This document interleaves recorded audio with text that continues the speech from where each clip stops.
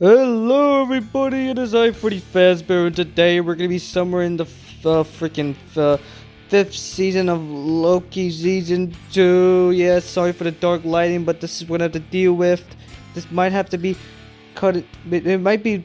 This video might be disoriented different because we might take place in different times or days during the recording. But anyways, let's just get straight into this. So. Basically, Loki ends up in the TVA, but by himself, and he starts time slipping again. And while that the TVA is literally getting ripped away like into like weird type of stringly like lines type stuff. And then he's transported to where we actually to Alcatraz, where we see a variant of Casey breaking out of the place, and of course he doesn't know who he is. He then later teleports to, Alright, I'm back. I'm in a new setting. And that's what I was talking about. He then later gets time slipped to, New York 2012, where he sees Hunter B-15 as a nurse. He then later time slips to actually 2022, where he actually sees Mobius in a jet ski. So we finally got what we wanted. And he actually has 2 kids. He later transports, I think, the 80s or somewhere where we see Ouroboros.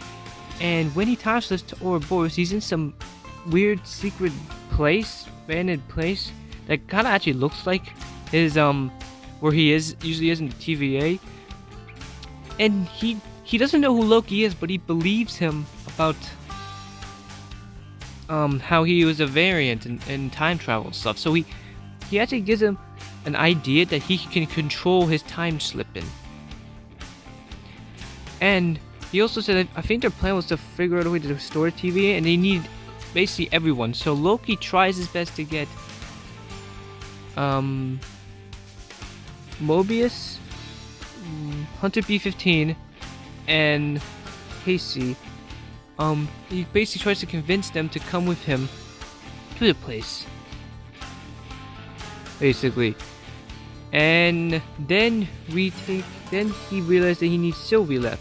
Also, the reason why because Ouroboros was able to actually create a tempad thanks to how Loki still had the book.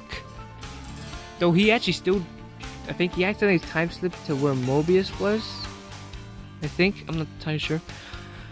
Anyways, what happens next is he later goes to Sylvie because she was the last one they needed, but she says no because Well, she doesn't like TVA, so of course she's not gonna help them bring it back. She also tells Loki something about why he even wants to do it, and really it's revealed that he just wanted to be with his friends, which were them. And then after that, Loki basically was about to tell them that you guys can go home now because he doesn't even want to do the plan anymore because he just feels so selfish of what he did. And then while this is happening, Sylvie is actually just chilling in her place in the 70s, and then out of nowhere, the whole thing just collapsed into veins. We actually see it slowly happening while Sylvie is talking to Loki, where her meal disappeared randomly. I think maybe a drink at the bar they're eating also disappeared. But then when she's at the library relaxing, her whole place disappeared. Where Sylvie happened to leave it and then warn everyone else that this was happening. Where I'm thinking the timelines were getting destroyed, but it was too late. In the timeline Ouroboros was in was also fading away. Also, these are branch realities. I'm pretty sure that's where they were, and with everyone else fading away like it was Infinity War all over again. And then while this happened, Loki was actually able to reverse it. And he finally figured out how to control time slipping. So what he decides to do is time slip back to where before, the whole TVA collapsed.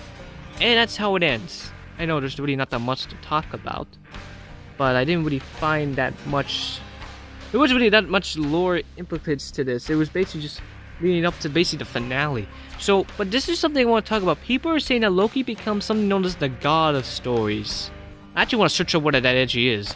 Okay, I didn't really get that much information about like God of story, but also other types of form like God of storytelling, God of literature, and God of writing. But basically, what I'm talking about is that usually all these characters we see in the MCU are basically based off of mythological stuff. For example, Thor. He's based off of a mythological god of thunder, also named Thor.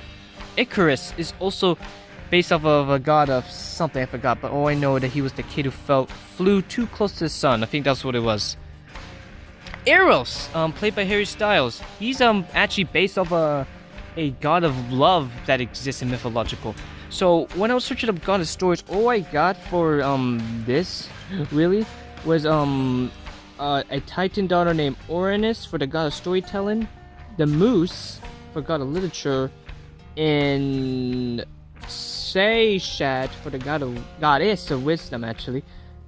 But nobody does. There's other ones about Hades and Eris, Icarus and Cadmus, but I'm not sure those are. But I'm guessing what they mean about the god stories for Loki is that basically because Loki can now time slip on command, he can basically now just rewrite reality as he wants, making him the most powerful creature, our character. My god, they are giving us really OP characters. First, Kang? Wait, no. I mean, yeah, sure, Kang. Then in Guardians Volume 3, was there someone OP? In Guardians 3? Not really. I mean, I guess you could say Kraglin, but not really. He's basically the same power as Yondu, who's already OP, but not as OP as others. Oh, we got Gaia from Secret Invasion. She was OP, having multiple powers. And now we have Loki, who could just basically rewrite time. So I'm interested to see what's going to happen in the finale for Loki, which might be my last summary. I'm not sure if I'm going to do a summary for Echo. I think I might just do a review. Especially how I just learned that it's rated R. I don't know. I want to talk about graphic scenes in Echo. So that may be just a review. But anyways, that'll be it the video. Hope you all enjoyed. Please like, subscribe, and I'll see you all next time. Bye, everybody!